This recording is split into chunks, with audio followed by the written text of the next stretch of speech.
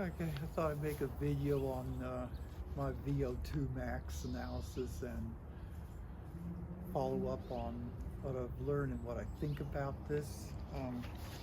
We had a figure like this before, and again, I'm gonna make the position that I think your baseline VO2max is what's really going to matter for longevity purposes, not um, what you can train it to.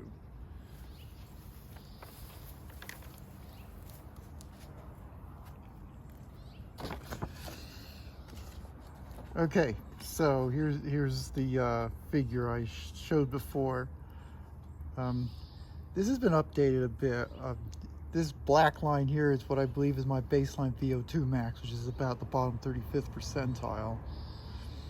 And I updated a race here. We did a race at JPL called the Arroyo Seco Frico. It's a 3.4 mile race. I did it in 28:42.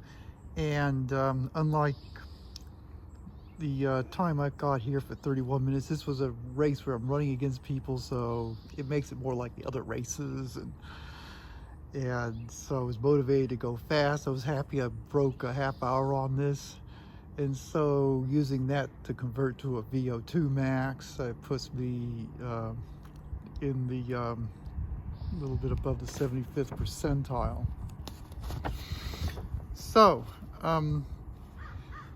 what I want to talk about here is again, you can see my credible decline now as I'm fast coming down to my baseline. And here are some of my thoughts on this. The problem comes down to this is that our physical capabilities decline with age. And the only thing we really have control over is the training effort. What we don't really have control over is the return on investment, and that will go down with age. And I mean, I think this just happens to everybody. I mean, in running, which is something I'm familiar with, training effort, you can think of it as hours being spent running.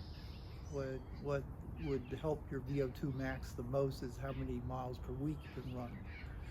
And I can relate this to my past when I was, up in here, I was probably running about 50, 60 miles a week, and I was probably doing that in about 10 hours of training time, from what I recall. I obviously don't do that now, but when I was 60 and going on to 61, I entered the Edges Crest 100. And this is telling because I did get my mileage back up to 50 to 60 miles a week. However, the difference was that was taking 14 hours or maybe even more training.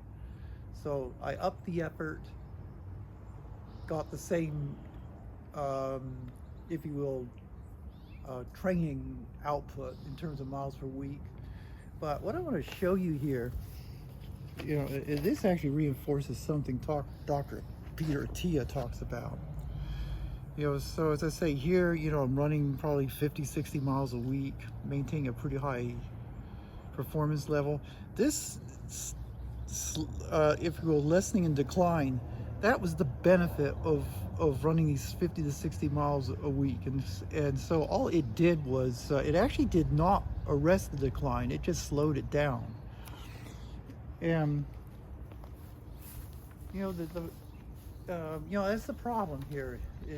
Is that you really just can't out-train the age and decline. And Peter Attia talks about this too.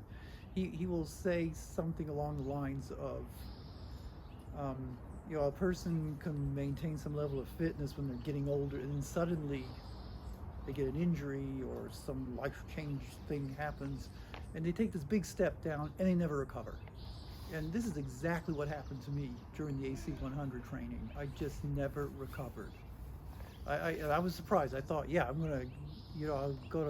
thought I would even reverse the running declines. Well, I didn't think I'd be great at running. I didn't think I would decline, continue declining even with the increased training effort.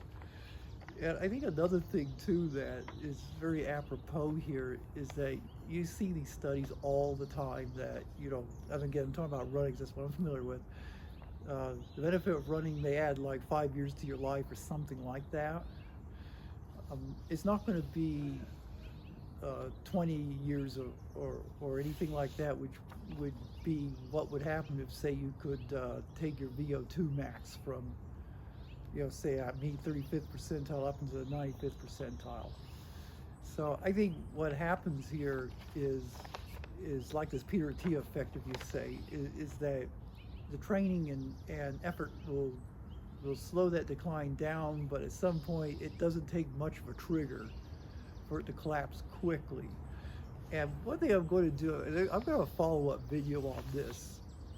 When I get all my thoughts together, I guess probably many of you, I know this is a little bit off topic, but all of this starts to become surprisingly coherent. The excess deaths, the VO2 max, and the other thing I'm going to look at is age distribution, longevity distributions, that's what I should say.